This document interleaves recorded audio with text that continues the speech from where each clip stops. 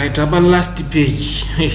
Last page this was a 2008 paper 2 years another ignore question 6.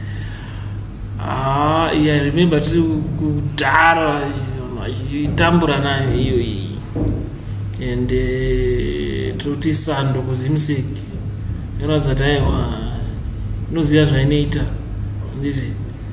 ngoti chete kune matsotsi anoda kungokanganisa ada kukanisa zita rezimseki but zimseki vanhu vakuru saka big up to zimseki, big up to vachisakara, the Smithy vakanyora new general mathematics. We know Zimbabweans, they are good at math and we always pass with flying colors. They are good students who don't like cheating.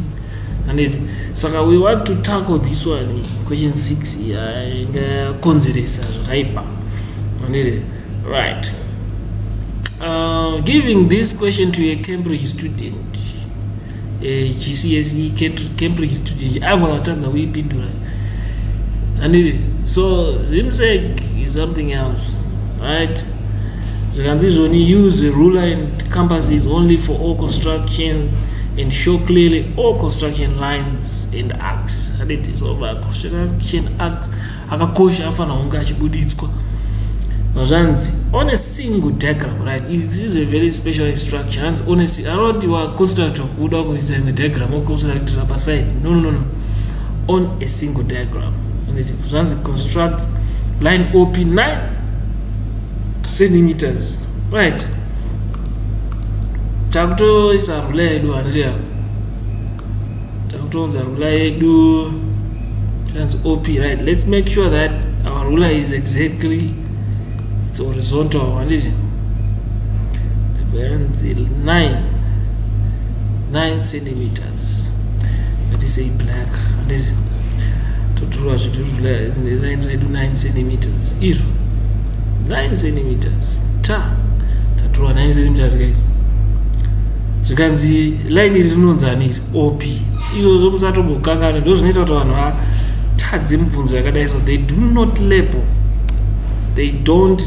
handizvi saivonyora kuti OP sezvavaudzwa kunzi line iro rinonzi OP handiti so zvanzonzi chii zvikanzi a circle center o in radius 3.5 centimeters, right? O uyu takutoziva kuti asenda handiti sezvekutaura izvo but ari muradius yake ane radius yake ine 9 satoenda pana o ipapo, right? Wovhura kamazi radius yako ye 3.5 sorry ndanati 9 3.5 issue 3.5 ndo yataurwa kai iyi ndikuisa in black. Sai unogona kuvhura kambasi yako ushandisa chirula kwete zvandiri kuita izvo. Iyi computer kana ngatedzere computer, right? Vazonzi chii manje? The locus of points which are equidistant O and P. Right, apa chatobvise kambasi yangu apo. Because paunoda kutaura zvonzi locus of points equidistant. Equidistance O na P zvirova ndikubisect. Pataurwa nyaya equidistant ka. Sazviona kuti pane chikubisectwa ndikandise red handiti, right? Kandise red unonguvhura yabva yanyora ngatidzoke kublack, tidzoke kublack tigadzirise line redu. Okay, right? Saka ngativhurei toda kubisect handiti, toda kubisect saka nokupfura pahafu akupichani ndochichinja kala manje ndoisa mured.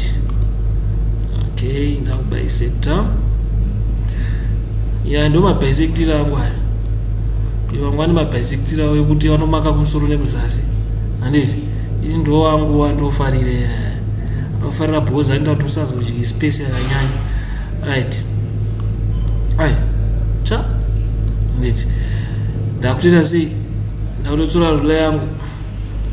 Ndakutoita sei? Ndakuto bisector ndo locus of points dzacho dzokutaura kai. Iya nakupiwa demarcation, remember? Saka ndinongonyora kubva page rese ndinongori draw rese kuti examine nazvo roti naonyanya kupusa sterei, right? It's ndapedza. ndabazanzi chima. Next question. The circle whose diameter is OP. Circle diameter around the OP. To cut the center O, R, and Q. To cut the center O, R, and Q. Saka ili circle ili guys. Katitore kambasi. Chazo nzizoti circle iramu mirasi. Diameter around the OP. Saka pakatapa. Saka hapa ndo pakatika. Ndo pakatapa. Ndo pandadzora chi. Saka circle ili amukuzona hanzi richakata hapa na O ndozvanenge rakaita izvo but ndida kurinyora riri mblue ndise mblue ndisekwe ta right because diameter yaro hanzi ndi OP saka ndane 2 maseko amukuzona right rakata chi O vanzi R na Q saka R ndi uyu kwa ngubabata ndopano pakatibhire pakatwa patara nyedze ukata chimwe chakatwa chiya isekwe anditi ndo rakata O R na Q vamwe vakona kuisa Q kumusoro hazvina basa but so far waona ndiye Q ndiye R anditi apa zvanzi chiya the two tangents to the center O from point P. The two tangent. Apa panotaura matangents. Two tangents from the center O. And center O yedu. The two tangent 2. And I know the from. And the 2. So my what from. Those are two currency. The two tangents to the center to the circle center O. Papa the say papa. The two tangents. The two tangents to the circle center O. Circle center O. Kuna circle center O ndi uku.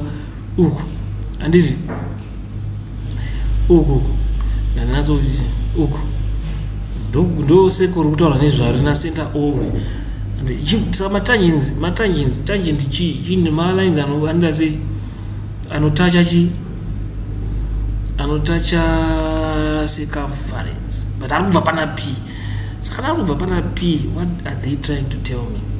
Right, what they are saying is matangents acho ndi aya no aya ikatise imwe kala pana ndo matangents arikutaurwa aya arikuti from chi mira ito tinatsoita zvinhu zvinooneka fapana pia akunenera tangent te ndozoti mamwe ticha mauti sirizvo chichi ndizvo chaizvo zvaida kuedza kutaurwa abati futi panapa te obva neta sei obva ida kuna O cha irobva rauya kuna O zvatopera ndozvavaida kuedza kutaura tatienda pana pia mona P yangu achaoneka avharwa neline reblue but zvisinei hazvo togona kudai so katingoisa kablack pana tingoisa black ndizvi tinatsoona kuti ndi P toona mudhiro wakapii zvichitsotsipa pamo tinoda kuti anditi right saka ndo matangents acho ari kutaurwa muzvibata ndo matangents acho zvikanzi OP represents a certain locus. Describe this locus fully. OP uyu au represent a certain locus. Saka locus iri kutaurwa apa ndei tikaona kuti OP iline iri kubisector certain angle riri pakati two matangents aya PR na PQ. Ngona PQ na PR matangents aya tikuona kuti two malines futi kai ilocus two malines ekubisect saka pane nyaya dzeequidistant dziripo apo kana pari kubisect unozoti equidistant rai saka takutoziva kuti locus anditi rekatidai so locus of points equidistant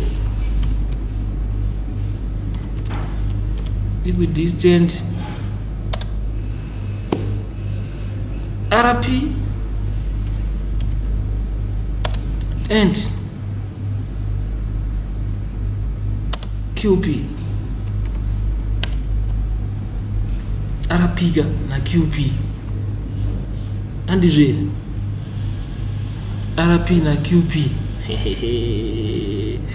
akomana ailokazenge kapinga chete watonyora kazi yako tozvanzi a point T lies inside the quadrilateral PQOR and muzona manje PQOR tane quadrilateral redu izi arimukuona tatoona re sazvora kuti zvedu zvikumeka sense PQOR and is such that it is nearer to PQ, it is nearer to PQ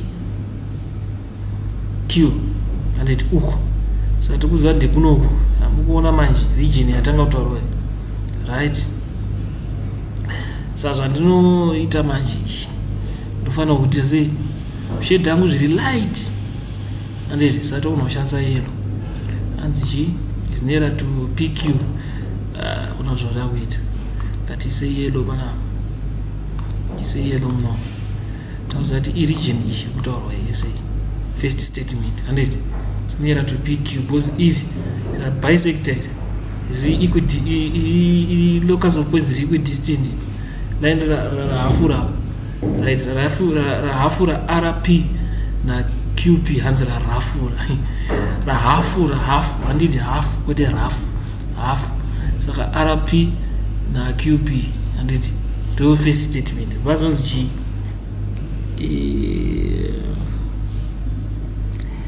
dozvanzi and nearer to O than P, right? Nearer to O than P. Sata kuziva kuti ndekuno kuside kuno ndikatishandise imwe color futi une kuside kutaura takutochinja unazvaita pana right zvonabasa andikuona region yaya kuti achiuya uku kwakuside ukati sine nawo kune yellow anditi zvikanzi given that also that OT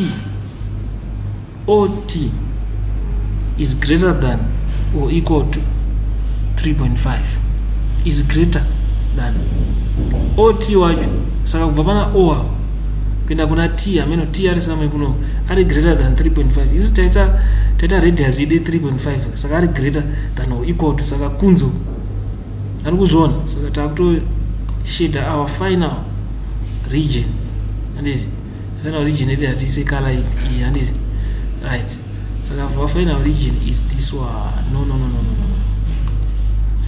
Got it back. Final region here. Chada ubuda pose. Paita tumarain hope anu muzona. Tumutry a foot. Ibramba ubuda. But final region yedu. Got it to refuti campus here. Tinazo uyu. Timbudraw futi pana. Futi seko redu pana ndokuti zvibude anditi titroe futi arc yedu tivhare panapa panokonzeresa anditi right tochidzoka futi tochisa kala yedu iyaya manje muchiona region yekutaura iyo ndo muna tiyo tomatarisa black tomatamunyora kuti T capital letter T. Sati kuerana kuti region yataura it's greater than 3.5 centimeters, greater than or equal to 3.5 and ndo region macho right. Chete zvega over wana hanzi 7 8 9 10 11 marks zvatopera. Kana une mubvunzo nhamba uri kudziona pa last page ndobata tobatsirana isinyaya handiti saka get my books nema books akawanda stereke tinere standard form indices nema logarithms kune rinonzi iro matrices and transformations iroro harinodiwa navanhu vakawanda because transformations dzakaoma but iroro bhuku rinotsanangura zvakatsetseka, kune remavectors handiti, kune remasets, mabhuku acho hamapedzi. So ramba uchidzokorodza handiti, ndokuti ubva wanatsonzwisisa kuti zvazofamba sei tazosvika paposition yatasvika iyi handiti, zvafamba sei. Right, thanks guys.